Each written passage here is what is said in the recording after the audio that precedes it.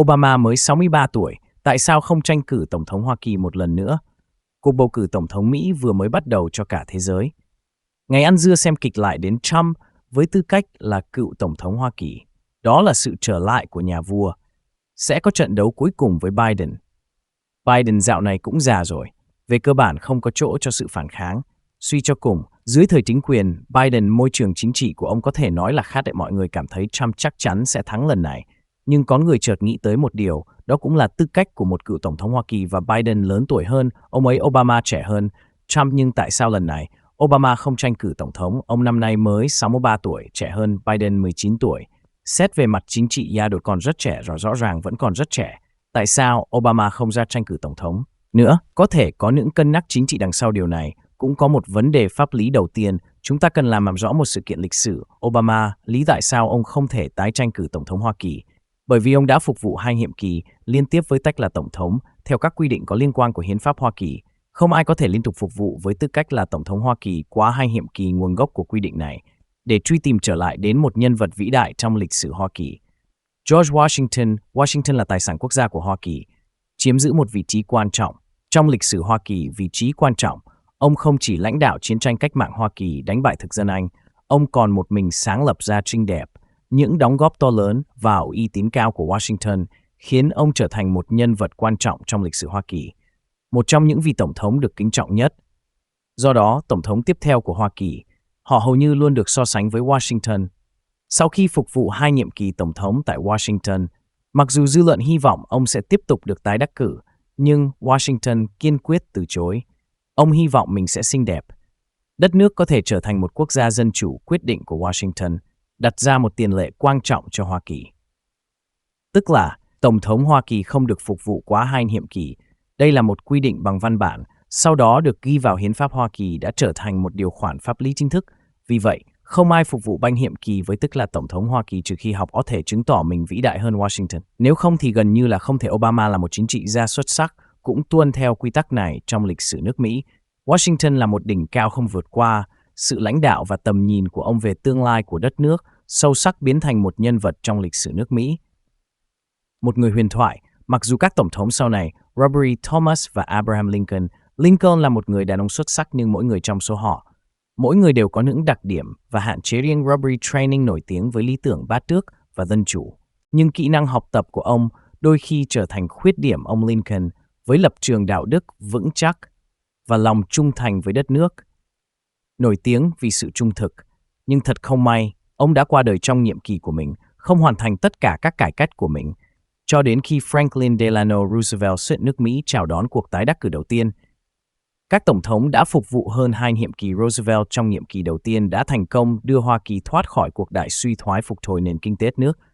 Ông đã giành được tình yêu và sự ủng hộ lớn. Sự bùng nổ theo của Thế chiến thứ hai, Roosevelt đã phải tiếp tục để kéo dài nhiệm kỳ tổng thống của ông. Cuối cùng phục vụ liên tục với tư cách là tổng thống của thế giới, đã trở thành lịch sử tổng thống Mỹ tại vị lâu nhất.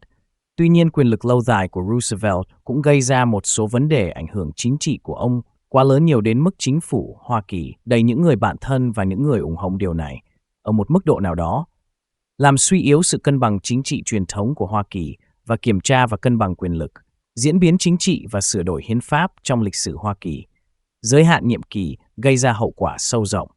Do đó, ngay cả một người như Obama, tổng thống nổi tiếng và có ảnh hưởng, không thể tiếp tục tìm kiếm nhiệm kỳ thứ. Về mặt pháp lý, 3 nhiệm kỳ, phong cách chính trị và sức hút cá nhân của Obama, mặc dù giành được sự ủng hộ của nhiều người, nhưng phong cách quản lý và lựa chọn chính sách của ông cũng gây ra một số tranh cãi và chỉ trích, đặc biệt là trong Đảng Dân Chủ.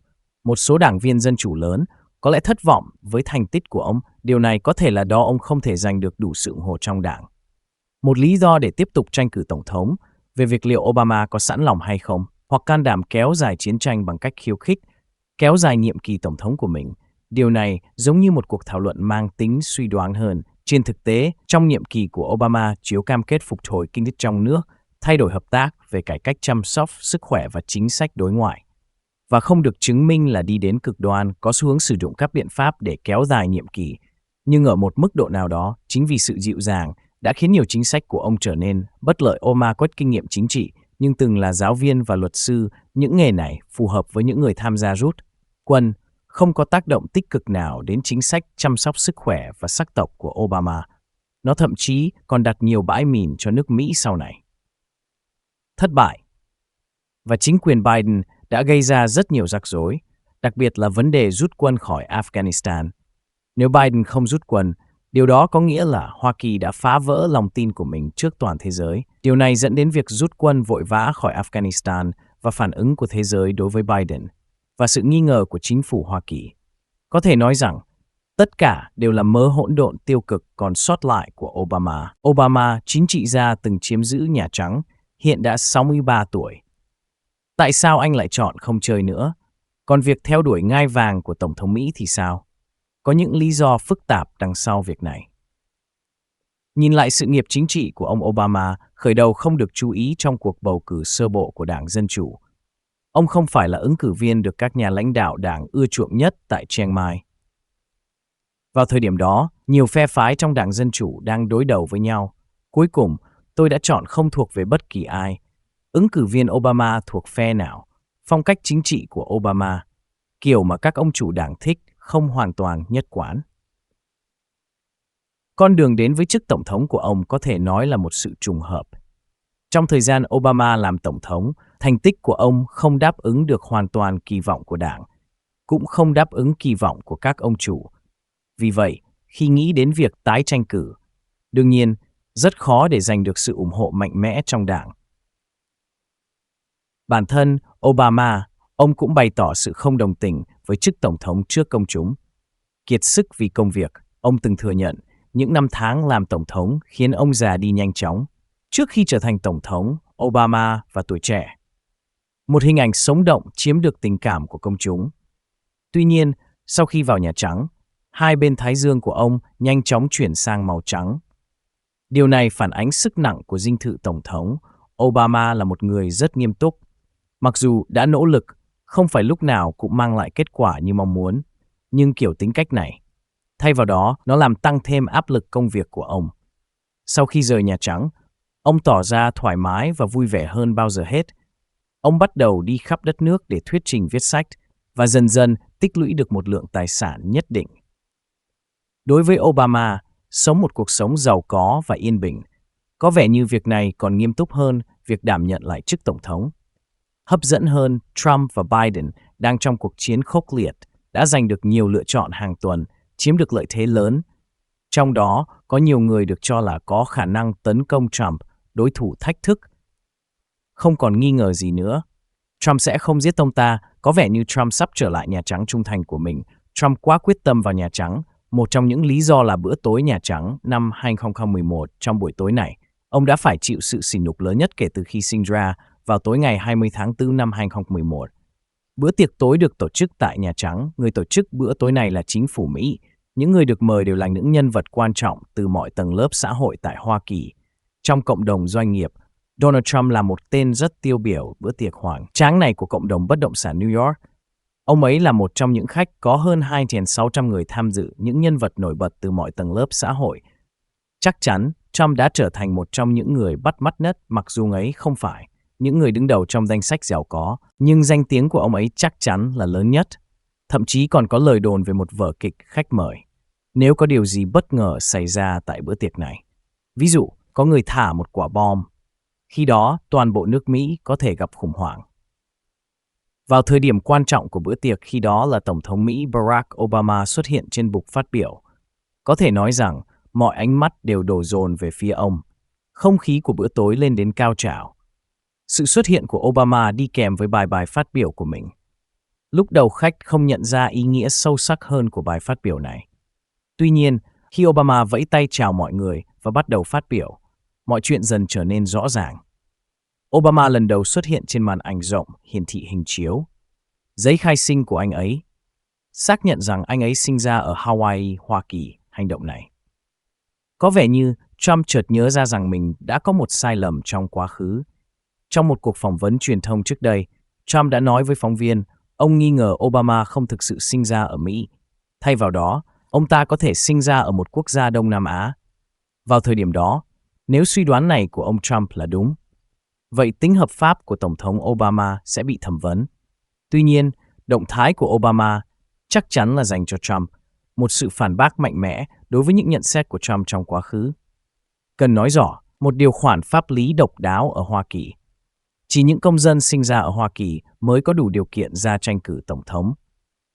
Quy định này không chỉ ảnh hưởng tới cục diện chính trị, nó cũng trở thành chủ đề bàn tán sôi nổi của dư luận. Những năm gần đây, một chương trình truyền hình thực tế đã thu hút sự chú ý ở Mỹ. Có một sự cuồng nhiệt khi xem chương trình này. Lý do những nhận xét của Trump soi mói đời tư của Tổng thống, nhưng lại làm hài lòng công chúng. Sự tò mò của công chúng với người đàn ông đằng sau quyền lực trong chương trình này. Cựu Tổng thống Obama chiếm vị trí trung tâm. Trump xuất hiện trên một chương trình truyền hình. Với câu hỏi Obama không sinh ra ở Mỹ, câu hỏi như lời buộc tội này khiến Obama vô cùng bất mãn. Obama sau đó đã rất nỗ lực để bác bỏ tin đồn. Ông ấy chỉ nói đơn giản rằng ông ấy là người sinh ra ở Hoa Kỳ và mẹ có quốc tịch Mỹ. Ông ấy là người Mỹ đích thực đối mặt với những cáo buộc như vậy. Sự tức giận của Obama là điều dễ hiểu vì lời nói của Trump nó thách thức tính hợp pháp của Obama trong chức vị tổng thống. Mặc dù Obama là giáo sư đại học, nhưng ông đã trả lời những người đặt câu hỏi về tính hợp pháp chính trị của ông. Nhất định không khoan dung tại thời điểm đó, Obama quyết định đáp trả trong bữa tiệc này. Obama hắng giọng để thu hút sự chú ý của mọi người. Ông ấy đã đề cập đến Trump xuất hiện trong các chương trình truyền hình cho thấy Trump có tham vọng làm tổng thống và tuyên bố rằng nếu ông ta có thể vào Nhà Trắng sẽ mang lại những thay đổi cho nước Mỹ. Sau đó, Obama khoảnh đã được chỉnh sửa Photoshop, anh đã qua xử lý nội dung vào Nhà Trắng và biến đổi theo phong cách rất Trump. Một bảng hiệu đã được thêm vào Nhà Trắng trong cỏ ảnh, song bạc Gwen có viết chữ ông Trump trên đó. Zue là một nhóm so sánh những cô gái xinh đẹp trong trang phục Guinness đang chơi đùa dưới nước. Ngay cả cột hiên của Nhà Trắng cũng được dát vàng. Bức ảnh này gây ra một tràng cười tại hiện trường. Obama đưa bức ảnh này. Chớ trêu thay, Trump lại là một người mới nổi giàu có đối mặt với sự sỉ nhục như vậy. Khuôn mặt của Trump lần đỏ bừng biểu cảm cực kỳ xấu xí. Obama tiếp tục bài phát biểu nói về những Trump tự hào, những dự án kinh doanh thành công của Trump, các chương trình truyền hình thực tế nổi tiếng và điều tuyệt vời nhất, Trump cho biết ông đang cân nhắc ra tranh tổng thống, đồng thời thể hiện sự hóm hỉnh và hài hước của mình. Obama đã nói đùa ngày hôm đó, nếu Trump trở thành tổng thống, Nhà Trắng sẽ trở thành một biệt thự sang trọng, nước bên trong đầy vàng. Trong đó, Trump miêu tả một chú hên hải múa trên màn ảnh. Trump ngồi ở hàng ghế khá ngả, đối diện với ống kính, máy ảnh biểu hiện buồn bực, giống như một bức tượng, giống như một mặt poker. Trump ngồi đó giận dữ, thậm chí không sẵn sàng nâng ly rượu, cuối cùng chọn cách ra đi vội vàng. Đối với một người đàn ông có cái tôi, sự sỉ nhục công khai này chắc chắn là một đòn áng mạnh, một trong những thất bại tồi tết trong cuộc đời. Sau đó, tờ New York Times đăng một dòng tít trên trang nhất. Trump được đứng đầu trang nói về người tổng thống Mỹ, xúc phạm trong các cuộc phỏng vấn sau đó. Trump chưa từng công khai bày tỏ quan điểm. Ông bắt đầu nghiêm túc suy nghĩ về việc tranh cử tổng thống, nhưng không như Obama châm biếm. Obama rời nhiệm sở vào năm 2012. Trump không tham gia bầu cử tổng thống vì biết Obama sẽ tái đắc cử. Tuy nhiên, Trump cuối cùng đã tranh cử vào năm 2016, và ngay khi anh ấy bước lên sân khấu đề xuất ngay hàng loạt nhược điểm trong chính sách của Obama, ông đưa ra khẩu hiệu nước Mỹ trên hết, bắt chính xác phần lớn tàu Mỹ bị đánh chìm, đã giữ lại phiếu bầu từ những người bảo thủ này. Khẩu hiệu này được thắt trên đường vàng ó hẻm. Trump cuối cùng bước lên bục phát biểu tại Nhà Trắng khen ngợi người khác, chứng tỏ rằng bạn sẽ mang lại vẻ đất nước, mang đến một số truyền thuyết mới. Có lẽ vào đêm nhậm chức của ông đã nghĩ về cái đêm bị Obama làm. Nếu không sự khen hảo của Obama, có lẽ ông cũng không thể vận động mạnh mẽ như vậy. Nhiều người nói Trump là kẻ thù mà Đảng Dân Chủ tự tạo ra cho mình. Theo một nghĩa nào đó thì điều này đúng. Nếu Obama không chọn cách đấu với những lời chu chat đó, có lẽ là Trump không thực sự sẽ chọn làm trị gia Mỹ. Năm 2009, khi Obama còn là Tổng thống Hoa Kỳ, khi đến thăm Trung Quốc lần đầu tiên, lịch trình và hoạt động của mấy thực sự thu hút sự quý rộng rãi của thế giới. Trong cuốn tự truyện của mình, Obama kể chi tiết về gia cảnh của mình, về những đấu tranh cánh hân của mình, đồng thời cũng đề cập đến triết lý chính trị và chính sách đối ngoại của ông, đặc biệt là quan điểm của ông về Trung Quốc. Trong cuốn sách của mình, Obama đã đánh giá cao về sự phát triển kinh tế của Trung Quốc và nghĩ rằng Hoa Kỳ có thể học hỏi từ điều này. Tuy nhiên, ông cũng lần đầu tiên thẳng thắn bày tỏ tình cảm của mình. Không hài lòng với chuyến đi Trung Quốc, tự gọi mình đang ghé thăm, ông nói. Trong thời gian này, tôi đã bị đối xử bất công. Tuyên bố này đã gây xôn xao dư luận rộng rãi. Người ta thảo luận và suy đoán. Người ta đoán tình hình cụ thể của Obama ở Trung Quốc, cái gọi là đối xử bất công, đầy tò mò. Để hiểu rõ hơn về sự việc này, chúng ta cần nhìn lại ngày 15 tháng 11 năm 2019. Ngày này đánh dấu kỷ niệm 30 năm thiết lập quan hệ ngoại giao giữa Trung Quốc và Hoa Kỳ. Obama đã chọn thời điểm này đi trên chiếc Air Force One đến Thượng Hải, Trung Quốc dù trời mưa to, bắt đầu chuyến thăm đầu tiên tới Trung Quốc. Chuyến thăm này, phạm vi đặc biệt của nó được thể hiện trong lựa chọn thực tế, vì Obama đang nhậm chức trong vòng chưa đầy một năm quyết định đến thăm Trung Quốc. Đây là điều chưa từng có ở các đời Tổng thống Mỹ trước đây, rất hiếm chuyến thăm của Obama. Không chỉ nhấn mạnh vào quan hệ Trung Mỹ, đó cũng là chính sách đối ngoại cá nhân của ông, một biểu hiện của. Mặc dù ông ấy có trong cuốn sách chỉ trích một số khía cạnh của Trung Quốc, nhưng nó cũng phản ánh vị thế của ông như một chính trị gia Mỹ.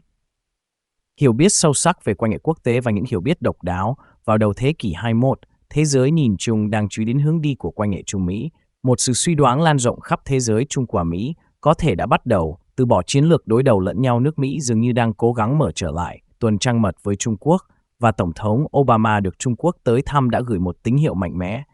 Tín hiệu này gây ra phản ứng rất lớn ở Trung Quốc, giúp tăng cường đáng kể ảnh hưởng của Obama ở Trung Quốc.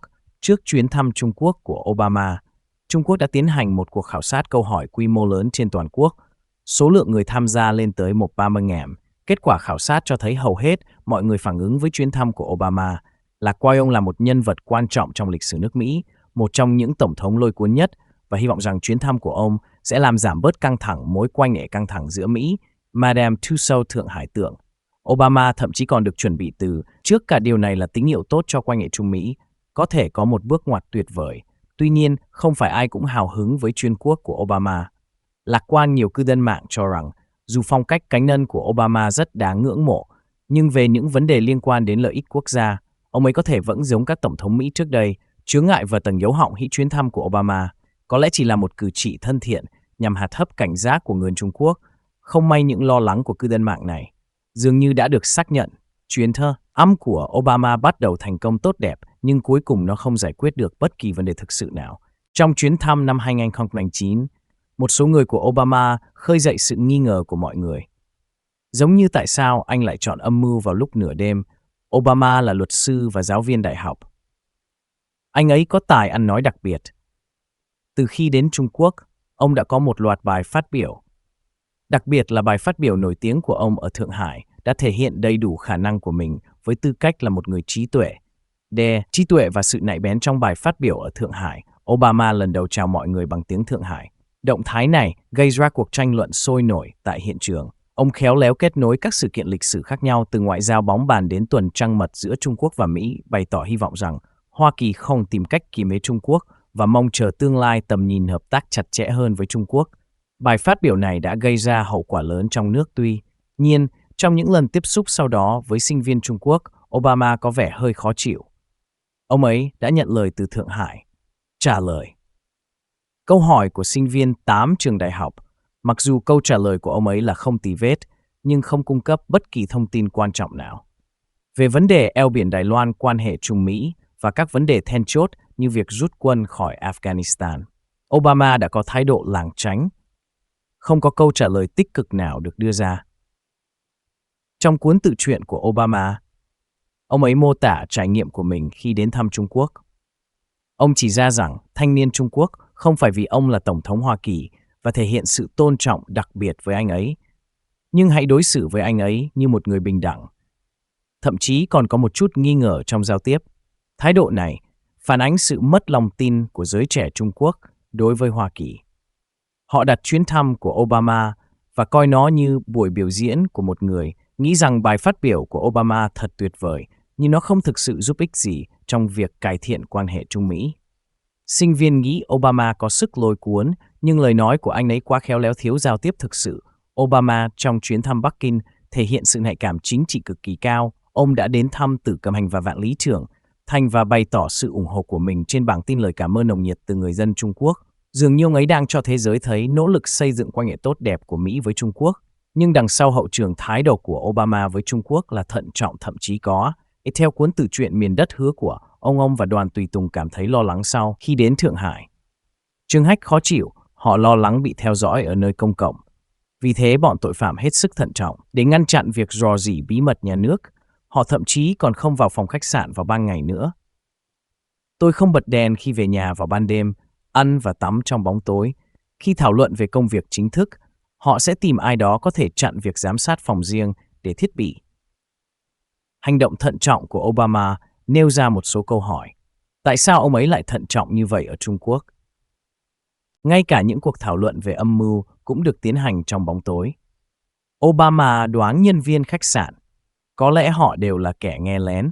Vì vậy, ông đã thực hiện các biện pháp phòng ngừa nghiêm ngặt.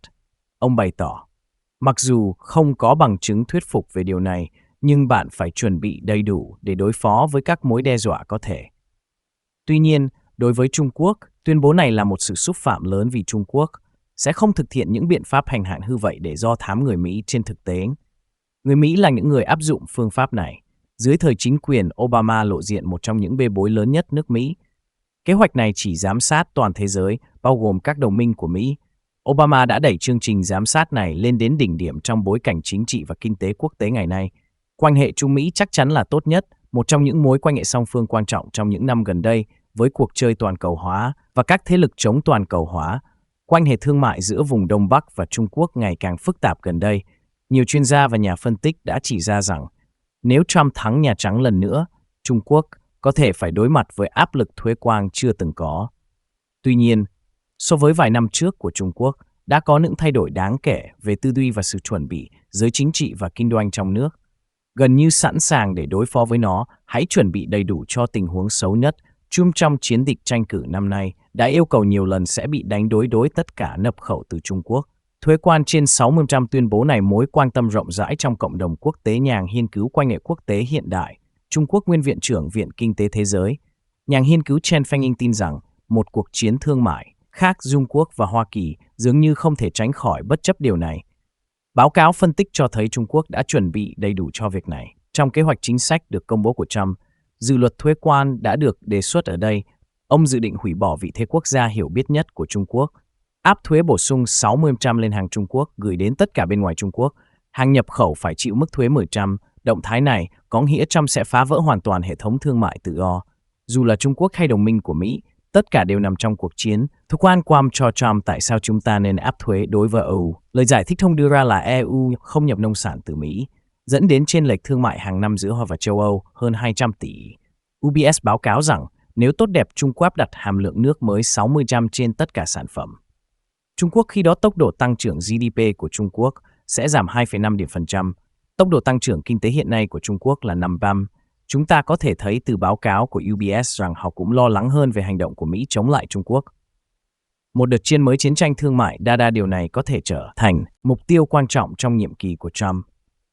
Nền tảng mới của Đảng Cộng Hòa rõ ràng là chúng ta sẽ đối đầu với Trung Quốc và Trump doanh nhân để đạt được các ưu tiên của Mỹ. Trên thực tế, ông luôn coi Trung Quốc là đối thủ ưu tiên của mình. Và Nga hoàn toàn không được nhắc đến trong cương lĩnh của Đảng sau khi Mỹ áp thuế 100% lên xe điện Trung Quốc, Canada, Vương quốc Anh và các nước phương Tây khác đã làm theo. Nó cũng có kế hoạch áp thuế nặng đối với xe điện Trung Quốc, một khi Hoa Kỳ đến tiếp theo áp thuế toàn diện đối với hàng hóa Trung Quốc. Điều này sẽ không chỉ ảnh hưởng đến nền kinh tế của Trung Quốc và Hoa Kỳ. Nó cũng sẽ có tác động sâu sắc đến nền kinh tế toàn cầu. Trung Quốc đã chuẩn bị cho việc này, cho dù thông qua việc mở rộng nhu cầu trong nước, nâng cấp dây chuyền công nghiệp hoặc thông qua chiến lược thị trường đa dạng. Trung Quốc đang tích cực ứng phó với những thách thức có thể xảy ra khi xem xét bối cảnh kinh tế toàn cầu hiện nay. Không khó để chúng ta tìm thấy nước phương Tây chiếm hơn 50% GDP toàn cầu. Đằng sau con số này một con số khổng lồ tiềm năng thị trường lớn, vị thế và tầm ảnh hưởng của nó không thể so sánh với các khu vực khác. Đặc biệt là khi chúng tôi chuyển sự chú ý sang Đông Nam Á, các nước ở Trung Đông, Châu Phi và Nam Mỹ. Mặc dù những khu vực này không mở cửa cho các gia đình hàng hóa Trung Quốc, thuế quan nước ngoài nhưng bị hạn chế bởi sức mua, họ có thể hấp thụ hoàn toàn Trung Quốc, sản lượng năng lực sản xuất lớn. Đặt dữ liệu cho các chương trình tháng 6 năm 2024, tổng nhập khẩu hàng hóa của Trung Quốc từ Hoa Kỳ đạt 13,735 tỷ USD, tổng kim ngạch xuất khẩu hàng hóa sang Hoa Kỳ cao tới 45,3 tỷ USD, giá trị xuất khẩu gấp hơn 3,3 lần giá trị nhập khẩu, chênh lệch đạt 31,7778 tỷ USD. Dữ liệu này cho chúng ta biết trong xung đột thương mại, nếu cả hai bên áp dụng chiến lược áp đặt thuế quan lẫn nhau, lượng hàng hóa bị ảnh hưởng ở Trung Quốc sẽ vượt xa ở Mỹ. Điều này chắc chắn sẽ tác động sâu sắc đến nền kinh tế Trung Quốc. Chúng ta có thể phải đối mặt với sự sụt giảm mạnh về đơn đặt hàng kinh doanh, gia tăng phá sản và thanh lý, việc làm biến mất hàng loạt và chính phủ, tình hình thu ngân sách sụt giảm nghiêm trọng trong hoàn cảnh. Như vậy Ken và các chính sách về Trung Quốc của hai chính quyền Biden không còn nghi ngờ gì nữa những thách thức đặt ra cho Trung Quốc. Đối tác thương mại lớn nhất của Trung Quốc là Hoa Kỳ, rơi xuống vị trí thứ tư, nhưng điều đáng lưu ý là Hoa Kỳ sản xuất. Sự phục hồi như mong đợi đã không xảy ra. Ngược lại, chi phí áp dụng thuế quan bổ sung cuối cùng được truyền lại cho người dân bình thường ở Hoa Kỳ. Theo những người bảo thủ Mỹ, báo cáo từ Viện Nghiên cứu Cato, nếu chính quyền Trump thêm thuế 60% vào hàng Trung Quốc, nó có thể đã khiến nền kinh tế Mỹ suy giảm 0,7% vào thời điểm đó và cắt giảm gần 500.000 việc làm. Điều này tương đương với việc để mọi gia đình trung lưu thêm $700 mỗi năm. Ngoài ra, theo Observer.com, hãng máy bay khoang học khổng lồ AS của Hà Lan được công bố trong báo cáo tài chính quý 2 năm 2024, doanh thu thuần của hệ thống tại Trung Quốc đại lục, thị phần toàn cầu đạt 49%. Điều này cho thấy Trung Quốc đại lục đã trở thành các nguồn phát hành ASML chính. Để trả lời các câu hỏi liên quan, SML nhấn mạnh rằng, như đã đề cập trong quý trước, sản xuất tại Trung Quốc dành cho người lớn. Nhu cầu về thiết bị sản xuất chip vẫn mạnh. Phân bổ doanh số bán hàng thực tế theo từng khu vực. Nó dựa trên tình hình phục hồi của các thị trường khác nhau. Điều này càng làm nổi bật thêm kháng của Trung Quốc trên toàn thế giới. Vị trí và tầm ảnh hưởng quan trọng trong ngành bán dẫn nửa năm nay, xuất khẩu chip của Trung Quốc đạt con số đáng kinh ngạc là 542,7 đô Mỹ, tăng 25,6% so với cùng kỳ năm trước. Sự tăng trưởng đáng kể này không chỉ gây chấn động thị trường toàn cầu và nó tác động mạnh mẽ đến châu Âu và Hoa Kỳ, đến ngành công nghiệp chip của Trung Quốc. Các chiến lược ngăn chặn và khôn ngoan thông thường ngành công nghiệp chip của Trung Quốc, sau khi trải qua những áp lực và thử thách từ bên ngoài, thể hiện ý chí và tiềm năng phát triển đáng kinh ngạc. Trên thực tế, các nước châu Âu và châu Mỹ ngày càng quan ngại về chip của Trung Quốc. Khi ngành điện ảnh áp dụng chiến lược từng bước, có vẻ như sự trưởng thành của thị trường chip đã bị bỏ qua. Tiềm năng lớn. Các nhà sản xuất chip của Trung Quốc với mức giá hợp lý, cung cấp các sản phẩm có hiệu quả về chi phí cho thị trường toàn cầu, không chỉ giành được sự ưu ái của thị trường và thu được lợi nhuận đáng kể. Những khoản lợi nhuận này được sử dụng cho việc nghiên cứu và phát triển chip cao cấp, được cung cấp hỗ trợ tài chính liên tục, hình thành một chu kỳ đạo đức. Trước áp lực từ Mỹ và phương Tây, chính phủ Trung Quốc đã có hành động quyết liệt. Quỹ đầu tư công nghiệp mạch tích hợp quốc gia được thành lập. Quỹ quốc gia viết tắt, quỹ này được thành lập vào tháng 9 năm 2014. Vốn đầu tư ban đầu là 138,7 tỷ RMB.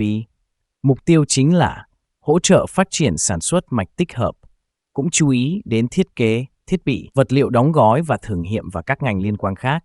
Với sự hỗ trợ của Quỹ quốc gia, tỷ giá riêng mạch tích hợp của Trung Quốc từ dưới 10% ban đầu tăng lên 25% vào năm 2023.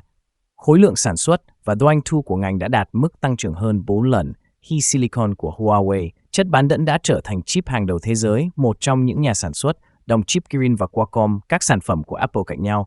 Đây là thành tích đáng ghi nhận được hỗ trợ bởi các quỹ lớn của quốc gia. Trong hoàn cảnh như vậy, Tổng thống Mỹ Biden đối mặt với nhiều thách thức trong và ngoài nước. Đồng minh chính trị của ông cũng có vẻ như đang đánh giá lại sự ủng hộ dành cho ông. Chúc mừng bạn đã xem hết video cùng với kênh Em Anh 24 giờ. Để không bỏ lỡ những video tiếp theo, hãy bấm vào nút đăng ký hình tròn ở giữa màn hình, hoặc có thể xem các video tiếp ở bên phải hoặc bên trái. Xin chào và hẹn gặp lại vào các video sau.